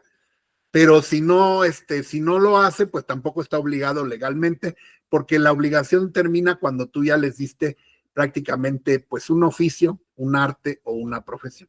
¿Cuál es la diferencia? La profesión está en la Ley General de Profesiones. La Ley General de Profesiones establece que es una profesión que requiere un título para su ejercicio. Doctores, dentistas, abogados, contadores, ingenieros. Ahí están. Los que no tienen esa necesidad porque ejercen un oficio, mecánico, carpintero, electricista, ese es un oficio. Ese no necesita una cédula ni estudios, pero sí requiere habilidades. O un arte. A lo mejor es artista, ¿verdad? A lo mejor está estudiando danza en Bellas Artes, ¿sí? No le van a dar una licenciatura. No sé si existe licenciatura en guitarra, en piano, no sé si en danza, en fin. Esa es la diferencia entre un arte, una profesión y un oficio. Bueno, ¿quiénes tienen acción para pedir alimentos? La demanda de alimentos la puede pedir desde luego el acreedor alimentario, que son cualquiera de los dos padres puede demandar al otro. Los hermanos también. Los hermanos pueden pedir pensión alimenticia al padre o cualquier pariente dentro del 4º grado puede iniciar una demanda de alimentos. No nada más la mamá. Puede ser la mamá. ¿Sí? Perdón. Disculpe que lo interrumpa. Sí, adelante. En el tenor, estamos hablando de los alimentos. En este caso, se dice que, bueno, se tienen que entregar durante el espacio o la etapa de estudio, ¿no? De acuerdo a la edad. Pero, ¿qué pasa, por ejemplo, si ya terminó lo que es una licenciatura? Pero no estoy hablando de alimentos, o bueno, sí parte de los alimentos. En cuanto a seguridad médica, cuando ya son mayores de edad, todas las instituciones de salud te piden siempre una constancia de estudios obviamente vigente para poderte seguir proporcionando la seguridad social. Cuando ya se termina esa licenciatura y a lo mejor entras en el periodo de prácticas profesionales, servicio social, obviamente la escuela ya no te puede dar un documento en el cual te está diciendo que todavía perteneces a dicha institución. Ahí cómo se puede solventar el hecho de decirle a la institución de seguridad social que está en ese inter. Ya no es estudiante, pero está terminando de formar la etapa para poder lograr una titulación. No sé si me expliqué. Sí, bueno, mira, te voy a decir la verdad, en la práctica, una vez que tú terminaste tu carrera, hasta ahí se acaba la obligación. Tú puedes pelearlo mediante un amparo, pero no creo que lo vayas a ganar. ¿Por qué? Porque tú ya terminaste la carrera y precisamente el artículo que acabamos de leer te lo podrían aplicar de manera analógica y decirte, bueno, tú ya terminaste la carrera, pero pues ya a mí ya no me corresponde como institución médica seguirte dando esa prestación porque tú ya terminaste la carrera. Sería tanto como decir, es que no me he titulado. No, pues ese ya es tu problema, ¿verdad? Porque si no, entonces yo nunca me titulo para que me sigan dando la atención médica hasta los 40 años, ¿verdad? Entonces, una vez que se emite el certificado final, independientemente de que te titules o ejerzas o hayas terminado tu servicio social, la institución de salud pues está justificada para retirarte los servicios médicos. Si tú quieres pelear algo que me parece interesante, me parece un tema interesante, porque si estamos hablando de derechos humanos, tu argumento es muy válido. Bueno, es que yo todavía no trabajo, estoy en mis prácticas profesionales y considero yo que es parte de mi estudio y entonces ya tendrías que presentar un amparo ante un juez de distrito argumentando esa situación y si lo ganas, desde luego que le van a ordenar a la institución que te siga proporcionando los alimentos hasta que termines con tu servicio social, ¿verdad? Esas son las cosas bonitas que tenía la Suprema Corte y que José, mi querida Jacqueline, creo que ya no va a tener a partir de hoy, ¿verdad? ¿Por qué? Porque ahora pues ya estamos en una dictadura, ¿no? Muchos dicen, no, es que vamos, no vamos, ya estamos en una dictadura, donde ya no hay poder judicial, el poder judicial está controlado por el gobierno, por el poder ejecutivo, las teorías que estudiamos de separación de poderes ya no existen más, entonces quién sabe si más adelante estas cosas que les estoy enseñando sigan existiendo, porque acuérdate, maestra, lo que me estás preguntando, abogada, seguramente le va a afectar a una institución de gobierno, que lo que quieren es ya no gastar. Y entonces, si tú te vas a presentar un amparo ante una autoridad federal judicial, cuyos jueces son de Morena, ¿crees que vas a ganar ese amparo? ¿Verdad que no? Bueno, por eso, esa es la gran tragedia. Cuyos jueces son de tómbola y de compadrazgo y de me caes bien y de tienes tantos. Ojalá y que fueran autónomos, pero ya no van a ser autónomos porque van a depender de un partido. Entonces van a resolver conforme a los intereses de un partido. Si yo ahorita estoy pagando mi seguro social, ¿no? Tengo mi Afore. Si algún día dicen voy a agarrar el dinero del Afore, me vale gorro, ya no puedo hacer nada. Porque me voy a ir a un amparo y los jueces que dependen del que se robó mi Afore, pues van a decir que está justificado, ¿no? Porque no son independientes. Entonces, todas esas cosas que nos gustaban tanto, que disfrutamos durante 13 años, a partir del 2011, y que es la manera que yo sigo razonando, quién sabe cómo vayan a quedar. Porque el problema no es que ya no puedan revisar, la Corte ya no pueda revisar nada. El peligro y el problema, no voy a entrar mucho a eso porque pues ya no hay ni para dónde hacerse, ¿no? Hoy que decían, no, es que la Corte va a echar, no, ya cuando el poder decide, ya no hay para atrás. A mí lo que me preocupa es lo que se venga. ¿Qué es lo que quieren hacer? para haberle quitado al Poder Judicial la posibilidad de anular algo. ¿Qué es lo que viene adelante? ¿Quién sabe? Probablemente quieran desaparecer el sistema acusatorio, probablemente vayan a querer desaparecer la propiedad privada, quizá vayan a quererse robar las afores, sabrá Dios, o vaya a pasar como en Cuba. En Cuba, mi querido José, pasan por afuera de tu casa y dicen, a ver, esta casa, ¿cuántas gentes viven? No, pues viven 2. Ah, caray, pues está muy grandota. No. Vamos a meter aquí más gente porque no puede ser que se esté desaprovechando. Y te quitan las casas y todo eso puede pasar porque algo que traen entre manos y así actúan. Se están robando en la Ciudad de México, están haciendo unas cosas, pero bueno, la gente, la verdad, tenemos la culpa. El pueblo tiene la culpa porque por una pensión alimenticia que nosotros pagamos, pues los engañaron, ¿verdad? La gente ignorante la engañaron y votaron para que no les quiten su pensión sin saber que están entregando pues lo más importante que teníamos, que era el Poder Judicial, y que a los abogados nos va a afectar, tarde o temprano nos va a afectar muchísimo. Bueno, no entramos mucho a ese tema porque pues nunca acabaríamos, pero sí, les tocó vivir una época muy difícil a ustedes, y quién sabe cómo se les vaya a poner. Ahí hay que estudiarle mucho, y hay que esperar, hay que estar a la expectativa, porque pues ya no hay nada que hacer, la verdad, ya no hay nada que hacer. ¿Para qué les digo, hay que salir a las calles y que no? Eso no está en nuestras manos. Ya nomás hay que apechugar y ponernos a prepararnos para lo que venga. Artículo 314, ya habíamos visto entonces, ¿quiénes pueden pedir alimentos? Los colaterales, los hermanos, los padres, la persona que esté cuidando al acreedor alimenticio. Me acuerdo que en mi casa teníamos a una viejita hace muchos años que el hijo la echó a la calle y entonces mi abuelita la recogió y teníamos ahí un cuartito donde ella vivía. Y le dábamos comida, le dábamos cuidado.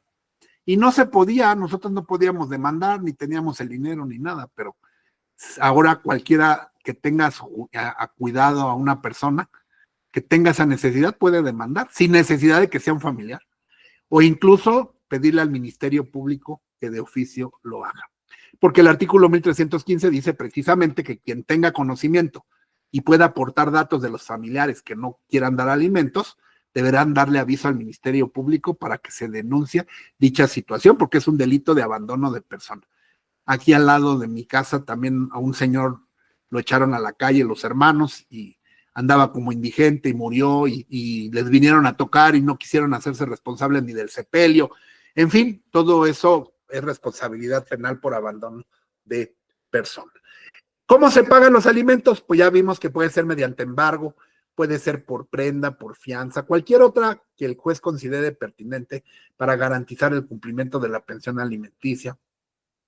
¿Cuándo se termina la obligación de dar alimentos? Cuando el acreedor alimentista deja de necesitarlos. Esto es, cuando llega a la mayoría de edad, cuando termina su carrera, cuando se muere, cuando se casa. Pero también hay otros casos, ¿verdad? Que es violencia familiar o injurias graves que infiera el alimentista mayor de edad contra el que debe de prestarlos. Aquí, por ejemplo, si yo le estoy dando pensión a un hijo mayor de edad que tiene 19 o 20 y está estudiando, viene y me mienta la madre o me pega, o le puedo quitar la pensión. ¿Por qué? Porque ahí también sería peleable, ya se entraría el criterio jurídico más bien, criterio jurídico. A una persona mayor de 18 años yo estaría obligado a seguirle dando lo necesario para que termine su carrera. Pero a lo mejor ya el tema de salud puede ser que sí, alimentos también. Pero, por ejemplo, el tema de recreación, dame para la peda, papá, pues, yo creo que ya no, ¿verdad? Eso ya no sería exigible. Y también si el hijo, pues, es malo, me insulta, me pega o me comete un delito, le puedo suspender la pensión, siempre y cuando sea mayor de edad. Aquí está claro en la ley. Cuando el acreedor utilice esa situación para sostener vicios, aquí está, miren, parece que adivine la fracción cuarta, dice, cuando la necesidad de alimentos dependa de la conducta viciosa o la falta de aplicación al estudio del alimentista mayor de edad. Ya vieron por qué entonces me iban a pedir, como director me pedían los certificados de aprovechamiento, porque si aparece ahí con materias reprobadas, con eso acreditaban que no estaba aplicándose al estudio y le podían quitar la pensión alimenticia porque lo establece la ley.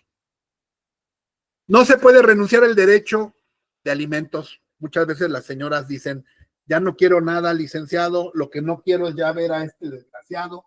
Así que voy a presentar un convenio donde yo renuncio a los alimentos. Eso no se puede. Esa es una cláusula ilegal o ilícita, una cláusula taxativa que no es renunciable. Son de las cosas que no se pueden renunciar. Los alimentos, por ser de orden público, son irrenunciables. Te cambio mi pensión alimenticia por una motocicleta de Electra, ¿no? No, tampoco. Tampoco es permutable, transigible, ni cualquier pacto que se realice por escrito, aunque se firme y todo, es nulo bajo las reglas de la nulidad de los actos ilícitos. El tema de la pensión alimenticia atrasada se resuelve precisamente con la ley. La ley dice que los derechos alimenticios son a partir de que nace una persona. Entonces, antes no se podía, pero ahorita ha habido personas que han llegado a la mayoría de edad o aún siendo menores demandan la pensión alimenticia retroactiva. Cuando yo estudié, existía jurisprudencia que decía que si el acreedor alimenticio había sobrevivido sin pensión, pues era porque no la necesitaba. Y entonces no se podía demandar el retroactivo, a menos que la acreedora alimenticia acreditara que se había endeudado para mantener al deudor. Y entonces los abogados lo que hacíamos era decirles a las señoras, fírmele unos pagarés a su papá, que su papá le prestó dinero a usted para mantener al niño. Y nosotros metíamos al juicio los pagarés diciendo que la señora se había endeudado para mantener a su hijo. Y entonces ya le podía uno cobrar los pagarés de manera retroactiva. Ese era el mecanismo. Ahora ya no es necesario. Ahora con los derechos humanos sí se puede cobrar el retroactivo. Ahorita por ahí conozco una persona que, les repito del chisme ese que ando en YouTube, que debe alrededor ya de 3 millones de pesos de retroactivo, porque el niño ya tiene 6 años y nunca ha dado nada, ¿no? Y ahorita debe 200,000 a partir de que empezó el juicio, pero de retroactivo ya debe como 3 millones de pesos, ¿no? Y los va a tener que pagar, porque si no se verá a la cárcel. Pero esa persona está escondida en Colombia. Entonces no sale de allá de Colombia, pero ahorita ya lo que se hizo, ya se le inscribió en el registro de deudores alimentarios moros. Cuando entra a México le van a quitar el pasaporte, pero a lo mejor ya no vuelve a México. Y entonces hay que pedir al gobierno de Colombia, a través de Relaciones Exteriores, que busque bienes o que lo busquen allá en Colombia, o de levantar una denuncia penal para que le giren una ficha amarilla de la Interpol, que es una ficha de detención para delincuentes que no son peligrosos, pero que tienen el carácter de delincuentes, y en cuanto pise cualquier aeropuerto del mundo con el que México tenga tratado, pues lo puedan extraditar a México. O sea que ahora ya hay un mundo de posibilidades con la tecnología y con los tratados internacionales que antes no existían. Antes te cambiabas de casa y ya no te encontraban. Ahorita, aunque te cambies, te localizan fácil porque cometes un error, ¿verdad? O contratas un servicio, o pagas con una tarjeta, para todo te piden comprobantes de domicilio. Si no tienes la credencial del INE, eres un muerto civil, no tienes vida civil porque te la piden para todo. Entonces es más fácil que te ubiquen, ¿no? Bueno, personas que pueden resultar eventualmente deudoras alimenticias. Bueno, si ustedes son abogados de una empresa o son amigos de un deudor alimenticio, no vayan a esconder, a disfrazar los ingresos. Es muy común que me llega la demanda a mi empresa y yo soy amiga de la contadora y le digo a la contadora que le informe al juez que yo gano un salario mínimo. Bueno, si se llega a descubrir que están haciendo fraude y que no es verdad, la empresa se vuelve deudora solidaria. Es decir, que va a tener que pagar el excedente de la empresa, además de la responsabilidad penal por incumplimiento y por falsas declaraciones, porque el juez le manda a pedir un informe y le dice, infórmame cuánto gana esta persona. Y la empresa va a contestar en un oficio y va a decir, gana tanto. pero nosotros le podemos pedir a Hacienda, le podemos pedir al Seguro Social, y hay muchas formas de investigar ahora, porque estamos agarrados por todos lados, de cuánto gana realmente. Y si se demuestra que la empresa rindió informes falsos, la empresa se convierte en deudora, tanto económica como penal, por los delitos que pudieran ocurrir. Personas, como por ejemplo, yo le digo a José, a ver, José, escóndeme mi coche, mira, te voy a pasar mi lana, te voy a pasar mi casa para no dar pensión, también eres corresponsable por delito de encubrimiento o coparticipación en colocarme en un estado de insolvencia dolosa, precisamente para evadir el cumplimiento de una obligación. Y acuérdense que responsables de delitos, ya lo vimos en penal, no nada más es quien lo comete, sino quienes ayudan a otros a cometer un delito. El ocultar bienes o dilapidarlos, pues me hace responsable porque el delito es abandono de obligaciones. Y la persona que me haya ayudado puede ser o cómplice o puede ser encubridor y también puede ser responsable. Entonces, la ley es clara y aquí lo dice el artículo 323. Recuerden que ustedes tienen que leer todos estos artículos porque las empresas están obligadas tanto a descontar de inmediato cuando se manda el oficio de descuento, están obligadas a descontar y pagarle a la señora, como informar cuáles son los ingresos, pero también llegan a darse situaciones como la siguiente, que a mí me cayó un asunto donde un policía tenía hijos con 3 mujeres, las 3 metieron juicios de alimentos distintos y cuando llegó a cobrar le dijeron, pues ya no hay, al contrario, debes porque aquí hay 2 mujeres, una se ordenó el 40% para cada una, entonces 40 y 40 son 80 y 40 son 120, Pepe. O sea, 120% de su salario tenía que pagar de pensión. Cuando llegó a la pagaduría le dijeron, debes porque todavía falta, para la próxima quincena te traes 3,000 pesos porque falta para pagarle a tus acreedoras alimentarias. Ahí hay un derecho humano que se llama el derecho al mínimo vital. Y entonces lo que hicimos fue promover precisamente una acumulación. Es una figura donde los 3 juicios de las 3 mujeres se juntan y entonces el juez hace un balance, una proporción, porque le tienen que dejar lo necesario para que él sobreviva. Por muy injusto que se escuche, pues sí, porque si tú le quitas 120%, pues ya no va a trabajar, se va a ir. ¿De qué va a vivir? Entonces lo que se hace es se juntan y el juez ya determina una proporción, distribuye probablemente 20 o 25% para cada una o 20% para cada una y ya le queda a él el 50 o el 40 para poder vivir y entonces así es como se hace, pero eso hay que promoverlo porque como fueron distintos los jueces no saben, los jueces ordenaron 40, 40 y 40 y la empresa tampoco puede hacer esa, arbitrariamente puede hacer esa reducción, eso lo tiene que hacer un juez y entonces ahí es el derecho procesal el que aplica. Tendríamos que buscar a cuál fue el primer juez donde se metió la primera demanda de alimentos y solicitar una figura que se llama acumulación de procesos, diciéndole a ese juez, oiga, hay otras pensiones alimenticias que están afectando el mínimo vital, el derecho humano para que este deudor viva. Ya no tiene para vivir, entonces, por favor, acumule y reduzca equitativamente el monto. Y si no lo quieren hacer mediante la figura de acumulación, sería mediante un amparo, que ya en su momento los que no hayan llevado amparo, pues verán que se les ordena a las autoridades entonces que no violen derechos humanos, en este caso del deudor alimenticio, porque pues se va a quedar sin nada para vivir y eso tampoco lo permiten los tratados, ni la ley, ni la Constitución. Cuando la persona deudora alimentaria cambie de empleo, renuncie, pues es deber de la empresa dar aviso de inmediato. Ustedes como abogados de empresas deben de tener cuidado con todo esto porque si no la empresa es responsable.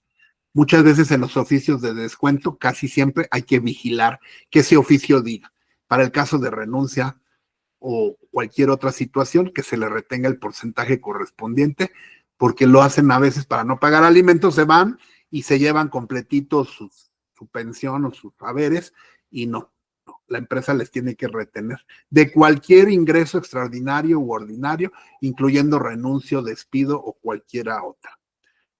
Bueno, el tema que nos toca a continuación es violencia familiar. La violencia familiar, pues, parte precisamente, y es una cuestión, digamos que reciente, ¿no? Reciente, yo cuando estudié no existía esto, como un capítulo específico. Adelante, Licen. Perdón, Lick, de lo que refiere, ¿no aplicaría la conexidad de la causa? Es duda. O sea, cuando ese acumular esos 3 juicios para llevar uno solo. Sí, la figura es la acumulación. ¿Cómo los acumulas? Precisamente mediante la conexidad. Sí, que es una figura procesal. No es litispendencia porque no son idénticos, ¿no? La figura es conexidad y la conexidad da origen a una acumulación. Son cuestiones ya procesales, pero es correcto. Y disculpe, Lick, cuando promueves la conexidad, ¿por fuerza tienes que acreditar con documentos o nada más la puedes manifestar? No, se tiene que acreditar con documentos oficiales, copias certificadas. ¿Qué es eso? Es muy sencillo. No puedes protestar. Ajá. Y lógico, ¿verdad? Si tú vas a solicitar que se acumulen 3 juicios, esto tiene como base un principio que se llama continencia de la causa. ¿Qué es la continencia de la causa? Bueno, que no se vayan a dictar sentencias distintas sobre una causa. Voy a explicar 2 figuras ahorita que tocó Lisette, que para los que son nuevos a lo mejor es un poco avanzado, pero no, yo no creo que sean tontos y lo van a entender. Hay una figura que se llama litispendencia. La litispendencia es una figura procesal que surge porque hay personas que te demandan 2 o 3 veces. Para cada problema solo debe de haber un solo juicio. Si yo le debo dinero a una persona, pues nada más me puede demandar una vez. Pero hay personas que te demandan una vez y pierden y te vuelven a demandar y los juzgados no saben. Y entonces ellos van con un abogado, lo engañan y le dicen, es que me debe, y te meten una demanda. Y luego van con otro y dicen, es que me debe, y te meten otra demanda. Ahí hay litispendencia. Cuando tú te enteras como demandado que ya te metió 2 o 3 demandas por los mismos hechos, por la misma deuda, llámese familiar, llámese civil, vas a promover la litispendencia. ¿Por qué?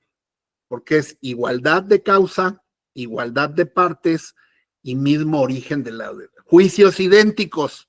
Es decir, me demanda alimentos el mismo acreedor alimenticio, solamente tengo un hijo y la mamá de ese hijo me metió una demanda en Morelos, una demanda en la Ciudad de México y otra en Oaxaca. O 3 demandas en la Ciudad de México. A veces eso en la Ciudad de México ya no es posible por el tema de las computadoras. Las computadoras detectan los apellidos y dicen es la misma persona y te lo botan desde la oficialía de partes.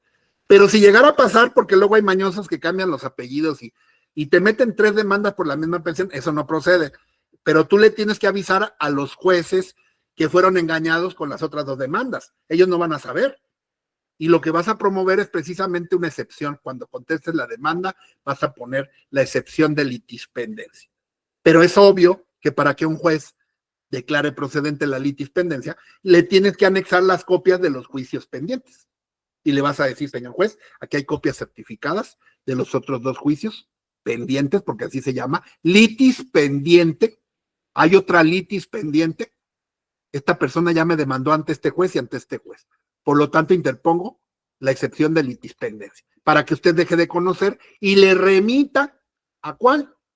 Primero en tiempos, primero en derechos, al juez que primero conoció o al que previno. Ahora, la figura que manejaba la abogada Lisette se llama conexidad de la causa.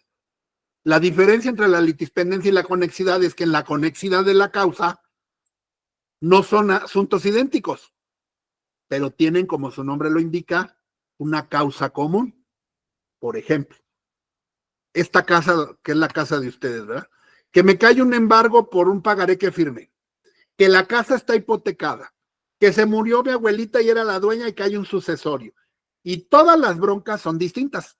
Un hipotecario, una demanda por una deuda, una cuestión sucesoria. Son juicios distintos, demandas distintas, acciones diversas, pero hay una causa común. La causa común es la casa. Y eso hace necesario que todo se resuelva en un solo juzgado, porque si no, entonces se van a dictar sentencias distintas y en una va a ganar mi abuelita, en otra va a ganar el dueño del pagaré y en otra va a ganar la hipotecaria. ¿Y cómo vas a ejecutar una sentencia que tiene resoluciones diversas? La causa no se contuvo, por eso se llama continencia de la causa. para que un solo juez resuelva todas las causas conexas en un mismo sentido y diga quién tiene la razón o cómo se va a hacer para pagarle a todos. Y la figura procesal mediante la cual se pide esto cuando te llegan las demandas se llama precisamente la solicitud de acumulación. Acumulación, pero para promover la independencia o conexidad, obvio, le tienes que acreditar a los jueces que existen otras causas. De hecho, el Código Nacional de Procedimientos Civiles y Familiares establece como obligación para que proceda tu excepción que lo acredites documentalmente. Con puras manifestaciones no puede ser. ¿Quedó claro, Lizeth? Sí, Lick, muchas gracias. Sí, si lo haces con puras manifestaciones te la van a declarar improcedente la excepción. Violencia familiar. Ya con esto terminamos, nada más definimos un poquito de la violencia. Bueno, eso tiene como base la familia como núcleo de la sociedad, que también es de interés y de orden público. La obligación que tienen todos los integrantes de una familia, de un filius, de una domus, en Roma se llamaba domus, para desarrollarse en un ambiente pues de respeto a su integridad, no nada más física, porque antes la violencia solamente era violencia física, golpes, lesiones, no. Ahora tenemos varios tipos de violencia, de la que ya nos hablaba, creo que Lice del otro día también, la violencia económica, ¿no? Cuando uno de los cónyuges retiene pensión alimenticia o amenaza con no dar gasto o le quita bienes a la otra. Violencia física cuando causa lesiones, cuando altera su integridad corporal. Violencia sexual, cuando pues esta violencia incluye actos sexuales indeseables o no consentidos por ambas partes, que pueden constituir incluso violación. Antes, en mis tiempos, la violación entre cónyuges no existía porque se consideraba que una obligación que se llamaba el débito carnal, ahora ni siquiera ya existe esa palabra de débito carnal, porque eso obligaba más que nada a las mujeres a dar el cuerpo, ¿no? Hoy día la mujer tiene derecho a darlo o no darlo, aunque sea esposo. Lo único que hay en la ley es que cuando se denuncia una violación y hay un matrimonio, el delito se persigue por querella. ¿Qué quiere decir? Que cuando una mujer denuncia violación en contra de su esposo, sí le puede otorgar el perdón. La violación es de oficio, no surte efectos el perdón, a menos que sea entre cónyuges. Pero un esposo sí puede violar a una esposa o viceversa, o visconversa, porque también hombre a hombre o mujer a mujer, según esté formado el matrimonio. Las instituciones de asistencia pública, y hay muchas de ellas como el DIF, como la Procuraduría de la Mujer, como las mismas fiscalías de violencia familiar, que tienen la obligación, los jueces familiares, de proveer lo necesario para que garantizar el derecho de los niños, niñas, mujeres, que son principalmente, y también hay hombres que sufren de violencia familiar, y para ello existe, y ahí tendremos que revisar también en el Código Nacional de Procedimientos Civiles y Familiares, el tema de las medidas de protección. Los jueces del orden familiar deberán de dictar medidas precisamente para proteger a la familia en casos de violencia familiar. Entonces, no podríamos entender el tema de violencia familiar si no revisamos el artículo 569 a 577 583 del Código de Procedimientos Civiles, donde habla de diversas medidas que puede dictar un juez y que se pueden solicitar, como en la demanda que les compartimos, se pueden solicitar desde que se presenta la demanda: la salida del cónyuge violento del domicilio, la permanencia del cónyuge inocente o la salida del cónyuge inocente, la separación de personas, la prohibición de acercamiento, no nada más a la familia, sino pues a otros cercanos, de las escuelas, de los centros de trabajo, poder rescatar bienes, objetos, la ropa, prohibirle que se acerque, ordenarle que no se vaya a ir del país llevándose niños. Bueno, vamos rápidamente al artículo 569, estos los vamos a peinar rápido, ustedes los revisan, vayan anotando, por favor. Recuerden que esto, pues yo no los voy a andar chicoteando, ¿verdad? Responsabilidad de ustedes, revisar esto. Yo ya les dije dónde está y yo estoy seguro que ustedes sí lo van a revisar. Las medidas provisionales. Estas medidas provisionales que están en el artículo 569 del Código Nacional de Procedimientos Civiles y Familiares se deben de pedir en la demanda. En esa demanda que nos corrigió la licenciada y que ya está ahí en el chat, ahí si ustedes se fijan, hay medidas provisionales que se pidieron. Esa demanda no se hizo conforme a este código. Esa demanda tiene como 10 años. Entonces, desde luego que es revisable y actualizable, ¿verdad? Pero es exactamente, la estructura es la misma, y ahí se deberá de pedir con fundamento en el artículo 569 las medidas provisionales siguientes, las que se necesiten. Fijar alimentos provisionales, una pensión provisional, mientras se determina la definitiva, quién se va a quedar con la guardia y custodia de los niños, cómo se va a dar el régimen de convivencias, qué días, a qué horarios, o si es en los centros especializados, cuáles son las órdenes de protección o medidas de protección cuando uno de los cónyuges es violento, cualquier otra que juzgue el juez como necesaria para proteger a la familia. ¿Cuáles son los principios de las órdenes de protección que precisamente tienen como finalidad salvaguardar a las víctimas de violencia familiar, que es el tema que vamos a ver a continuación? Conductas de violencia familiar deben de ser protegidas por los jueces familiares que al recibir la demanda tienen 24 horas para dictar las medidas de protección, que tienen como finalidad proteger a las víctimas, dictarse de manera urgente, de una manera que sean accesibles. ¿Para qué? Para que rápidamente se le expida una copia a la persona. No le van a poner, no los voy a engañar, no les van a poner un policía en la puerta de su casa, porque no hay recursos para eso. Pero si la persona que molesta o el violento se aparece por aquí, pues le llamo a una patrulla y al policía le digo, este señor tiene una restricción, este señor tiene una orden y mírelo, ahí está, levántelo y vámonos al Ministerio Público. Y el Ministerio Público ya sabrá qué hacer ante la desobediencia y el aviso que se le dará al primer día hábil siguiente al juez familiar. Utilidad procesal, precisamente que esta medida pues debe de facilitar la conservación de las pruebas y la salud y la integridad de las personas. La necesidad y proporcionalidad de las medidas. No nada más se van a pedir a lo loco. Hay divorcios, hay peleas donde los cónyuges no son violentos y entonces no es necesario. Porque también el contrario se va a defender y va a decir, pues yo no le he puesto ni una mano, ni soy violento, ¿por qué me está pidiendo que me salga o que no vea a mis hijos? Y eso se va a tener que tomar en cuenta también. Porque si se trata nada más de una pensión alimenticia, el sujeto no quiere dar pensión, pero no hay violencia familiar, pues no habría por qué pedirle, por ejemplo, una orden de restricción o salida del domicilio, porque no sería proporcional. Para sacarlo del domicilio, pues es porque es violento, ¿no? Pone en riesgo a la familia. Entonces, por eso aquí el principio de necesidad y proporcionalidad implica que para que un juez te pueda dar cualquiera de estas órdenes que vamos a mencionar, pues el juez va a valorar cuál es la necesaria, cuál es la aplicable. ¿Cuáles son las medidas de protección? Desocupación inmediata del domicilio donde habita la víctima, puede ser el conyugal o cualquiera otro, sacando a la persona agresora, independientemente de que sea el dueño o poseedor, aunque sea un arrendamiento.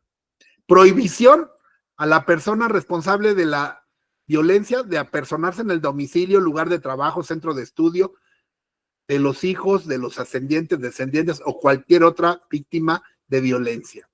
Prohibición de intimidar o molestar a la víctima en su entorno social, así como a cualquier otro integrante de la familia. Auxilio policíaco de reacción inmediata a favor de la víctima con autorización expresa de ingreso al domicilio donde se localice la víctima. Porque acuérdense que para que la policía se pueda meter a una casa, tiene que haber una orden de cateo.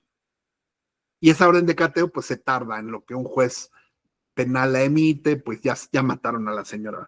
Entonces, cuando un juez familiar autoriza una medida de protección que implica que la policía se puede meter, porque igual la está matando y no la deja abrir la puerta, pues la policía estaría autorizada por un juez familiar a hacer un cateo domiciliario para proteger a la víctima, romper la puerta y ponerlos a salvo de algún violento. Inventario de bienes, muebles o inmuebles de propiedad común para que no vaya a dilapidarlos, porque luego los vende, se deshace de ellos. Informar a las autoridades o instituciones de las medidas tomadas, como a la Secretaría de Seguridad Pública o cualquiera otra necesaria para que estén al pendiente de cualquier necesidad. El uso y goce de los bienes que se encuentran en el inmueble. ¿Quién es el que va a quedar, como dice la canción? ¿Quién se queda con el perro? ¿Quién se va a quedar en el domicilio con los bienes? ¿Cómo se van a repartir de inmediato? ¿Cómo va a poder acceder la persona al domicilio común? Si se trata de una víctima que se quiere salir y quiere sacar sus cosas, puede ir la policía y entrar con la víctima para que tome sus pertenencias a sus familiares y salga ahí.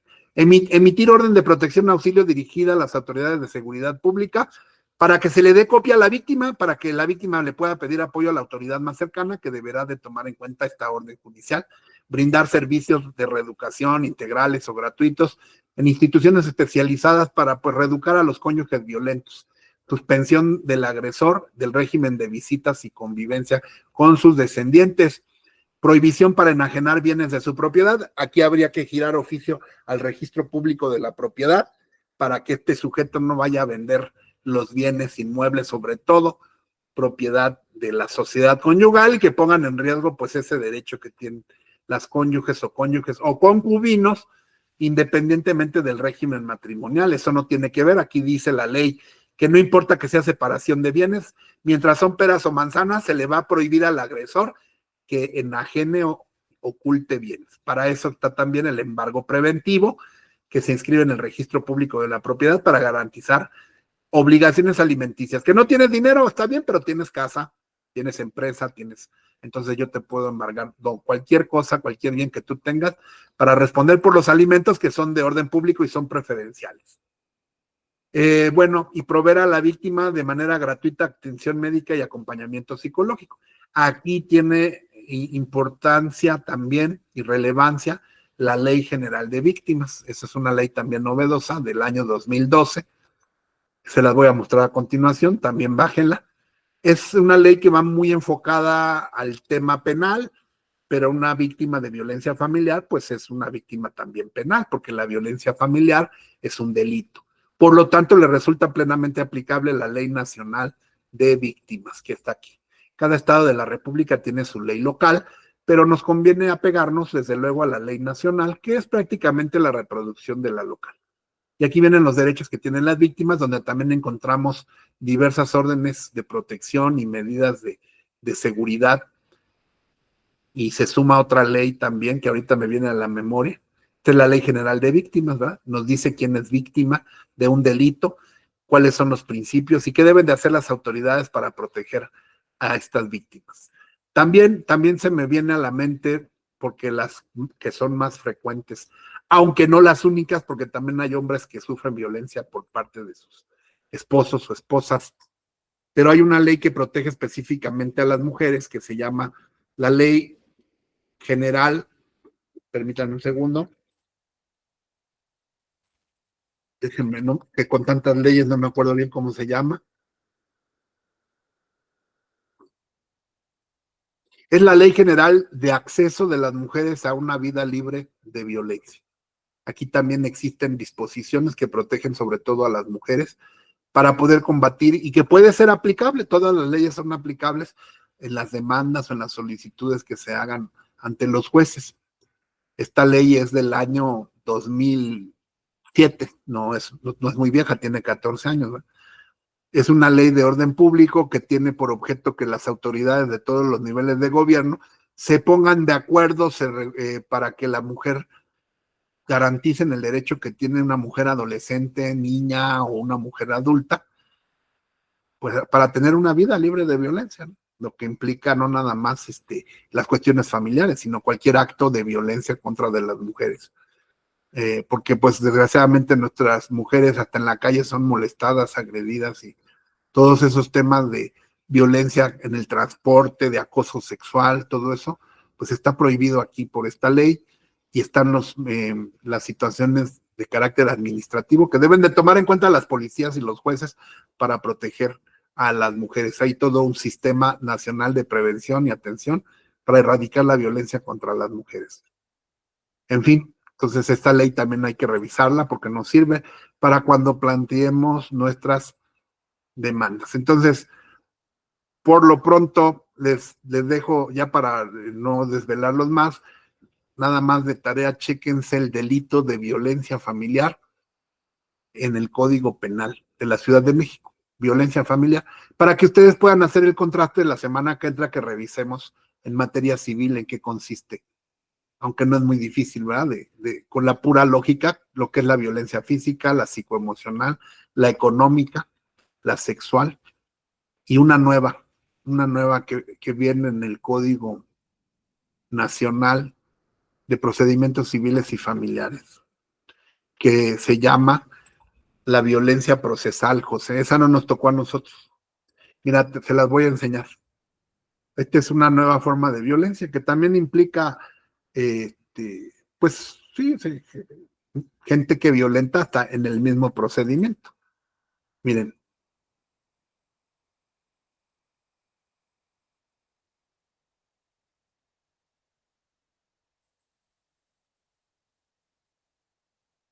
Estos son escritos reales, que yo colecciono cosas curiosas y son reales. Aquí tiene el sello de oficialía de parte, ¿no? Si no, cualquiera pudiera hacer esto, pero no, aquí está el sello. Javier, promoviendo por mi propio derecho, vengo mediante el presente escrito. Déjenme compartírselos porque no lo están viendo. Permítanme.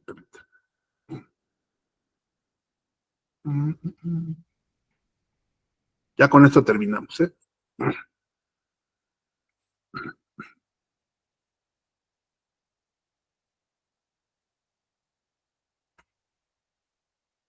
Es un escrito judicial. Ahí está el sello, miren, pues repito, no. Si no, no lo subo, pues cualquiera puede hacer un escrito, ¿no? Pero sí fue presentado. Este fue presentado, dice aquí, Ciudad Obregón, Sonora, 2008, Ejecutivo Mercantil. Javier Milanés, promoviendo por mi propio derecho, vengo a manifestarle que en reiteradas ocasiones he tratado de convencer al secretario a cargo del presente asunto, a los abogados del actor y a usted mismo, de que estos hijos de la chingada ya no les debo, ya más groserías, han anexado documentos. Pero le hago saber, señor juez, que si su figura se ve rebasada, yo sí cuento con los medios físicos y logísticos para hacer respetar mi derecho. Conozco la secuela procesal que se sigue y el desahogo de pruebas y autorización de los medios de apremio en mi contra, por lo que le manifiesto que cualquier cabrón que se apersone en mi domicilio con esas intenciones se va a llevar un pinche balazo. Bueno, pues esto además de ser ofensivo y que desde luego amerita una sanción procesal, tratándose de materia familiar, estaría revelando una violencia procesal en contra de la mujer, que sí la hay, José, sí la hay cuando meten los escritos, los mismos abogados se ponen a insultar a las mujeres, ¿verdad? Les dicen que son esto, el otro y aquello, y eso constituye también violencia procesal, y que está prevista por las leyes que he señalado. ¿Dudas? La semana que entra nos vemos entonces con violencia familiar. Que Dios los bendiga, buenas noches. Buenas noches, doctor. Buenas noches. Buenas noches, doctor. Gracias. Gracias a todos. Gracias.